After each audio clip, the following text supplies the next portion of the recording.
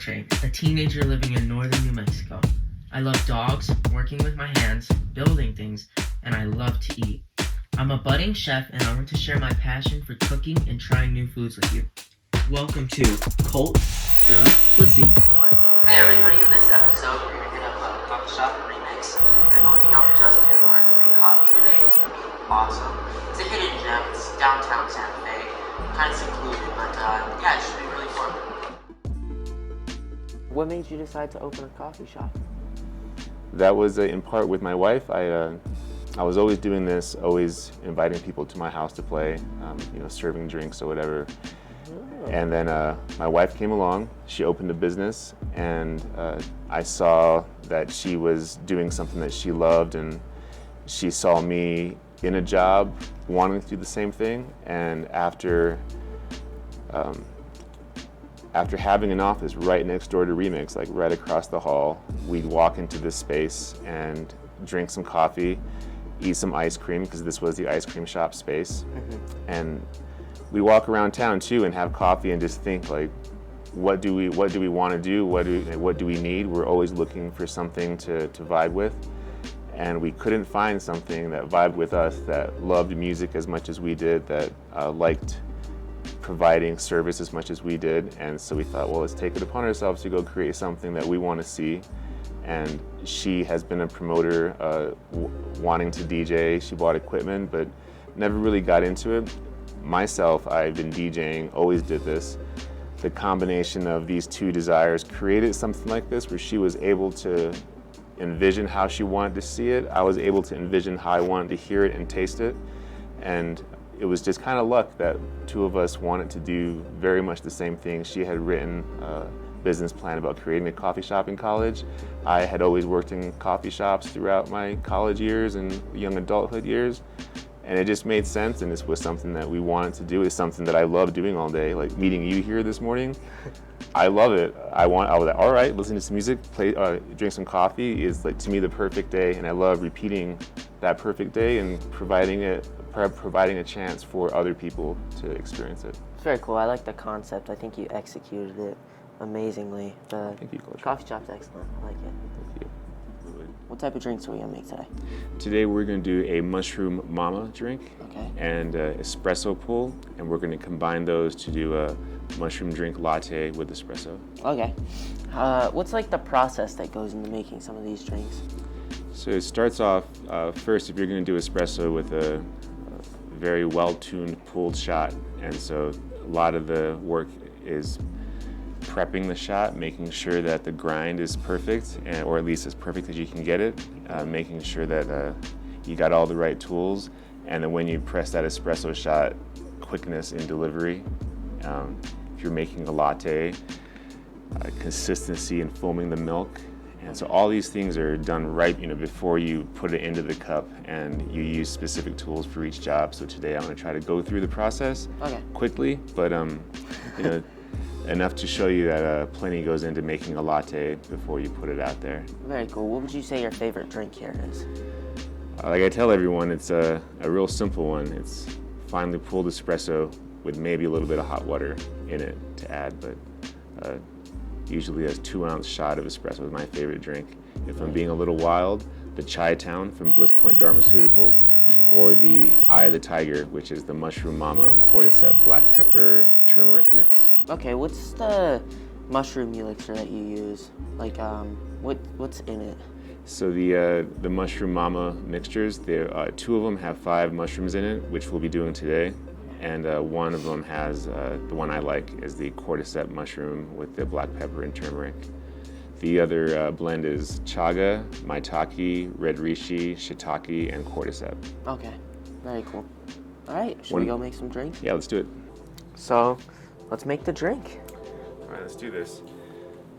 I brought out the ingredients and the tools we are going to use. So here's a card describing the Mushroom Mama mixtures. This is the retail packaging that we sell here in the store. Whenever I serve it, though, I pull it from my handy containers that I keep next to the grinder. Oh, those are cool. So I measure out 1 teaspoon of the mixture. Okay, bad. Just dip it in there, level teaspoon.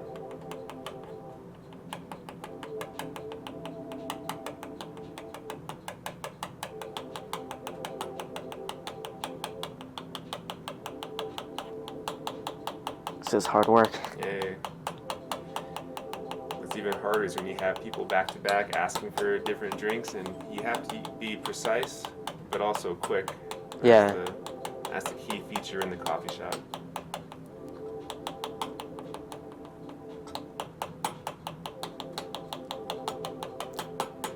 Alright, so once you got that approximately, go ahead and toss it into that tall cup. And these are our latte cups. You can magnetic strip back there. Okay. You can keep it right there for now. Stash this back, and we'll take these away. Use them for reference in case you want to later.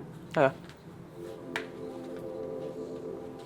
So now we do a little bit of honey, and I normally weigh everything that I do here. So let's put the cup on top of here. This one? Mm-hmm. All right. Now usually if it is not at 0, we tare it. But since it's rated at 0, all we have to do now is pour the honey in, do about 15 grams of honey, and this is weighed in grams, so when it hits 15, stop. Okay. And we're using New Mexico raw honey.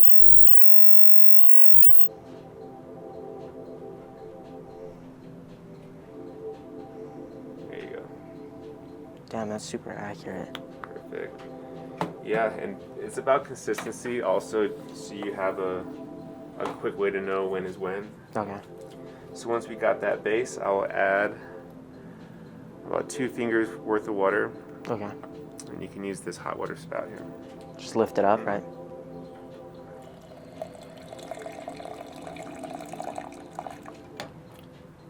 Is that enough? That's good. Okay. So now I use a whisk. Alright. Put it inside and whisk it up. There you go.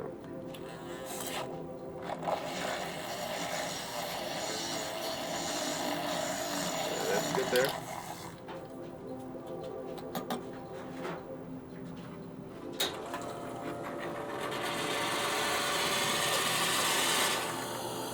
Wash off our whisk. So this is the base. This is Mushroom Mama, Okay.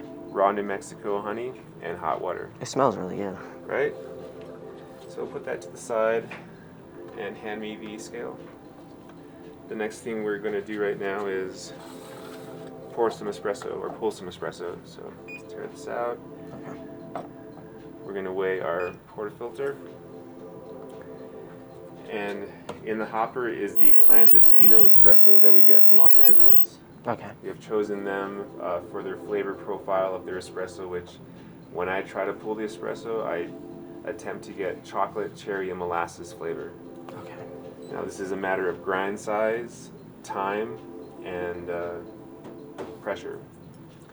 So right now, before you got here, I started to dial it in, and we should be at approximately like 19 grams of coffee when we put in the automatic two pull.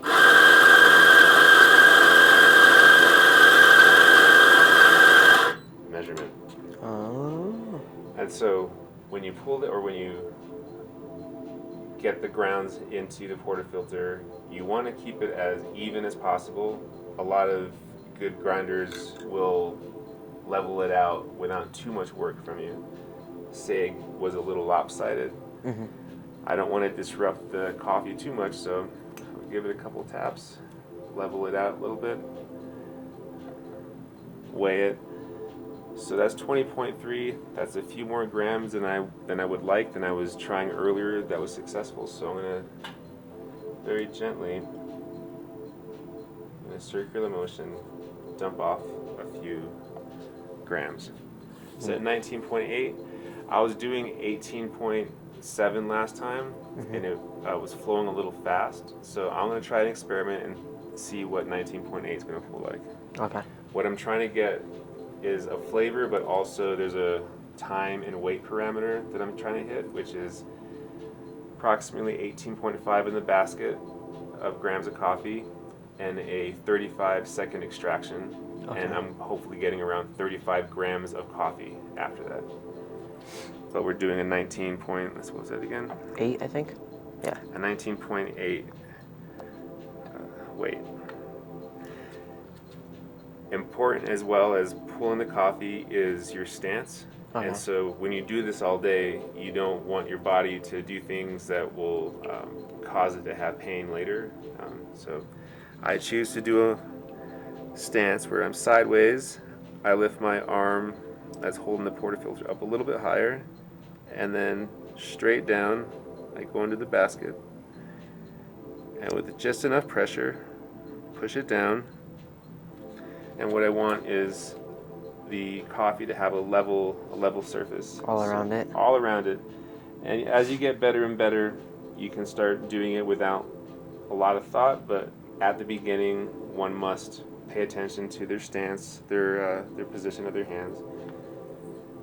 And as you prep to get put into the group head, you make sure that your rim is completely clean. If you feel any debris will cause a little bit of a space, and any space will cause the pressure to be lost, cause coffee to get messy inside of the basket. So just wipe it clean. Wipe it clean. You're gonna purge real quick your group head, and if you keep a rag around, just to clean it off. And this is a process that you must do, or else every time that you don't do this, more and more builds up, and at some point you're gonna have a shot that explodes. Oh. So once we clean that, there's little wings that grip inside in a gasket that keeps the pressure in. And this is also a point too, if you're constantly using your wrist, you're gonna want to use a motion that protects your body, because that's can damage your wrist if you don't do it right often. Makes sense. Next thing we're going to use are 2-shot glasses, and the reason why is because there are 2 spouts that drip out, and one of the things I want to do is see how well I've pressed the shot. And if it's an uneven basket, you're going to see one side go higher, one side not be as high. Okay. Whereas if you just used a 1 cup under there, it'll get in there, but you won't be able to see whether or not you had a even extraction. Okay. Now this is not necessary in a lot of people's worlds, but here at Remix, this is one thing, just like the turntables, precise, do it right, and get the best product after. Nice. So we use a smaller scale for this.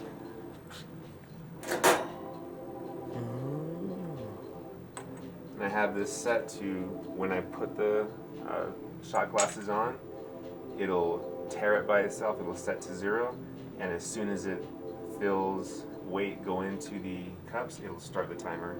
So this is a nice automatic scale. Tears it out.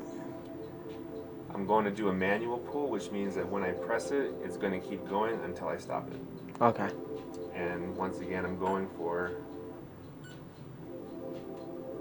approximately 35 in time and about 35 grams of coffee wet. Okay. It's like a gram a second. Something like that. And so you'll see little waggy mouse tail is what I was told when you're going at the beginning, what looks right. So it looks like a little waggy mouse tail. Thin streams going down. If it's thick and like overflowing, something's a little bit funky with the shot. But right now we're head to head, 17, 18, 19, 20, 21. And right about now, I'd say to myself, okay, not bad, dude. You're doing all right for this pull. Right around when he gets to 35 weight, I'm gonna stop it. After all is done, we got a 34-second shot that was 36 grams in wet weight.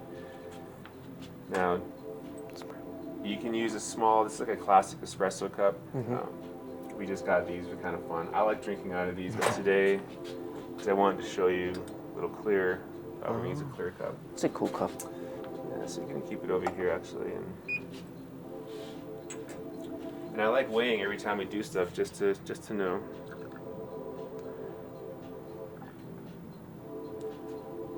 So this would be a good cup to serve if someone wanted a macchiato or a cortado, which is just like 1 part espresso and the other part milk of your choice. Okay. Right now it's a double shot full extraction espresso with 35.3 wet weight. Now for a mushroom mama latte, a lot of people prefer the decaffeinated, just mushroom mix with oat milk. But in this case, we're going to do something special. We call this the Dirty Mama, which is when you add something to espresso. Classically, here you call it dirty, get dirty chai. So this is a Dirty Mushroom Mama. Espresso inside of there. And then I just do one more swirl to mix that up. So there we've got an appropriate base for a latte. Okay.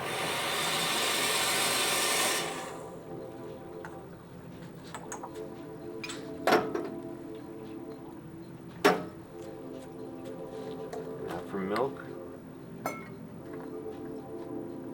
Oat milk. We use the Califia oat milk. We were using Oatly, and we're just unable to get it. So now we've chosen to do Califia.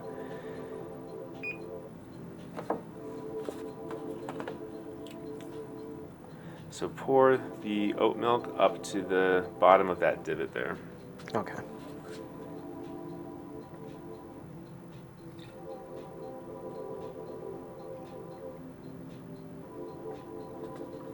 Awesome.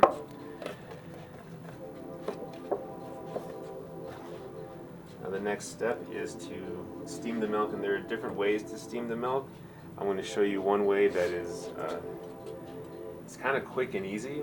It's less precise. You don't get to feel it as much, but if you get your timing right, you're able to do other things while you're steaming milk. So Okay. to steam milk, you want to get the wand up, push it down into the pitcher, just so if you can come a little closer higher, so that the head is just Barely in. barely under, because you want air to start to come in right now. When you pull it down, air shoots out super quickly and then starts the foaming process, and it's about 13 seconds approximately for a large one, a little bit less for a smaller one. So we engage it quickly. You hear that? That's the air getting in. And then push the wand in a little bit more, and what you want to see is a spiral happen. So the steam is going in, it's making a spiral loop go in. Okay. That way it's always fluffing, turning the milk over. I keep my hands on the side, and I use my hands to do the heat. You can also use a Thermometer. but once you get quick and you know the temperature, I will let you do this except that right now, I just want to show you. Always clean your steam wand, always purge your steam wand. That way you get the milk out of there and there's no excess milk on the side. Okay. A good telltale sign is you want to see how people are steaming their milk, and if they don't do this process, you can suspect that there's some crust on here, there's some stuff in there, and when you're doing this, if you're ever a barista, make sure this is one you're always, even when you're just hanging out. Just quick little. Now the milk is in here and it's dying as it's staying in here, so you're going to want to keep it alive. I tap it to get the bubbles up. Okay. I spin it around, and when you spin it around, your cup should look like it's wet paint inside of there. It's foamy. Just sticking to the side. This is microfoam, right? And now this would be the, sometimes I do it right, or sometimes I do it the way I want to do it. It does what it wants to do, but I create a small spiral in there. I keep a small spiral in here, and then point it in the middle, create a vortex inside, and then I attempt to make a little design. So like that's a little bit of a heart. That's cool. Depending on your artistry, you can make All anything, types of stuff. All types of stuff. You know, birds, animals. But so now this is a oat milk mushroom mama immune warrior latte with a full extraction of clandestino espresso. Very cool. That looks good. That was interesting. That was a cool process. I've never made coffee like this before. It's an art form. A lot of people, you can take it as far as you want it. You know, there's been coffee shops that don't want anything to do with latte art. You know, would never use a scale, and you know that's their choice and that's their style. The way we do it here is the specific way that I was taught, and I kept the things that I thought were important and continued to doing for myself, and that's what I've been teaching others to do. And it's like a legacy thing, so knowledge that gets passed on from generation to generation, also from like young person to young person. So the dude that taught me is younger than me, but his knowledge was upper level, and his love for coffee was so high that I thought of him as a teacher and really listened to him and really took in what he told me, and everything I showed you today is what I kept from those lessons and how we make our coffee here. Very cool. Well, thank you for letting me come in and learn how to do this. This is awesome. Coltrane. So what made you become a DJ? Interesting. I started in around 1993. I was in 8th grade about. Always loved music. My mom and dad had a vinyl collection that I was able to play, and a love for electronics, hooking up things. I was young and growing up in a pueblo, so there weren't that many options or that much equipment, but anytime I got something new, I plugged it in, put it together. And I had a friend who was over 21, and he was throwing parties. He had a car with a nice system in it. He recognized that I loved music and had an angle for it, so I would go to his house, and when his older friends had parties, I would set up my turntables, set up a VCR, tape player, any way that I could get media pushed out of speakers, hooked it up to mixers, and started playing for parties for people from 8 a.m. till 2 in the morning. My mom with my dad were very trusting and thought, sure, you can go hang out at this guy's house and play music. But because of that trust, because of the community that I found through doing that, and I was a pretty shy kid, didn't really talk too much, but was able to express myself when I was doing that, and it was just something I completely loved and never really stopped doing.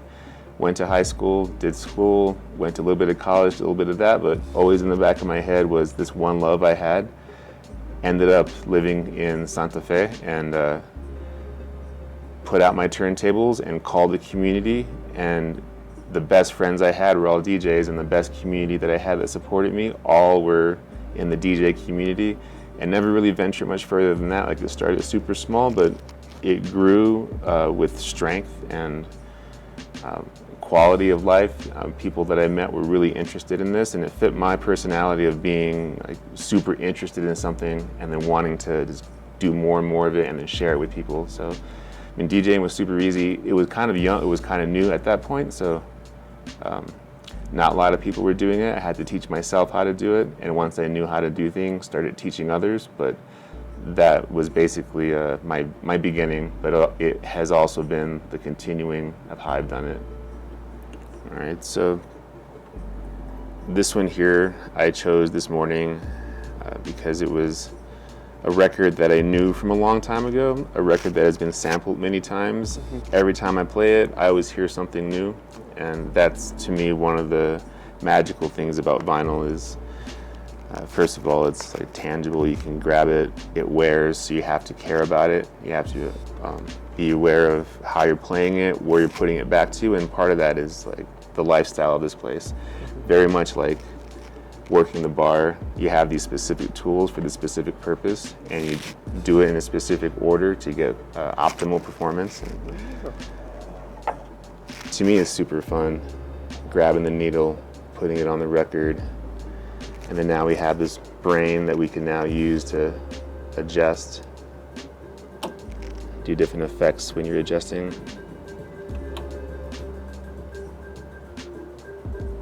All about sound and what you want to do with it. Flavoring your time with music. People say like you color your world like with art, and then with music, that's how you color your time. Oh, that's really cool. I always liked music. I just I don't know how to DJ. There's classes here on Mondays. Every Monday, if you want to learn, set up a time and we can do vinyl, digital, vinyl digital hybrids. Okay, definitely. I want to thank Justin for letting us come to Remix today. It was an awesome experience, getting to learn how to make coffee. I had a lot of fun. Thank you. Thank you, Coach. And remember, as always, make every meal an adventure. That's really good.